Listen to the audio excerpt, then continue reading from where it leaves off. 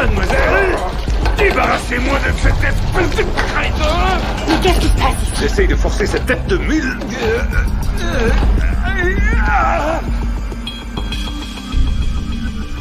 House remarque que les doigts de l'homme sont dans un état anormal. Il ordonne immédiatement à Foreman de procéder à un examen. 2 jours plus tôt, un homme pesant 600 livres s'est soudainement évanoui chez lui. Les pompiers l'ont rapidement transporté aux urgences. House soupçonne que l'évanouissement est causé par un problème respiratoire. Foreman n'est pas d'accord. L'état respiratoire du patient est tout à fait normal. Pour déterminer la véritable cause de la maladie, House ordonne un bilan complet. Foreman remet en question cette décision. La limite pour la machine, c'est 225 kilos max. Alors faites un scanner. Là, c'est 175.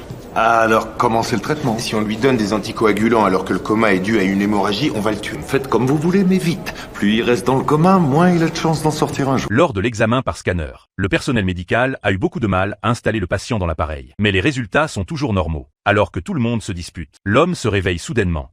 Georges, tout va bien, vous êtes à l'hôpital. Calmez-vous, calmez-vous. Je vais le sortir. J'essaie. Allez!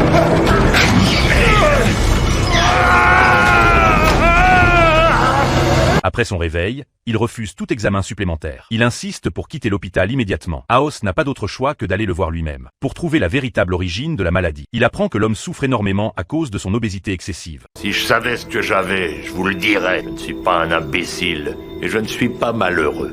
Je suis juste en surpoids. Arrivé dans le hall de l'hôpital, l'homme insiste pour se tenir debout seul, voulant prouver qu'il peut encore bouger. Mais il perd rapidement ses forces et traverse violemment la vitre. Après cet incident, House réexamine le dossier médical. Un détail attire son attention. Cet homme, qui a toujours eu un appétit énorme, n'a pas pris son petit déjeuner un jour. Cette situation est très anormale. House ordonne immédiatement à Foreman de faire plus de tests. Mais pendant l'intervention, la vision de l'homme devient soudainement floue. Il s'effondre complètement, corps et esprit. Je ne vois plus rien. Vous voyez trouble ou vous avez perdu la Je vue? n'ai pas perdu, vous me l'avez pris. Georges, calmez-vous. Je suis aveugle. Donnez-moi du lorazépam. Mais qu'est-ce que vous m'avez fait? Calmez-vous. Je suis aveugle. Non. Calmez-vous, Non. Georges, calmez-vous. Non, mais qu'est-ce que vous m'avez fait?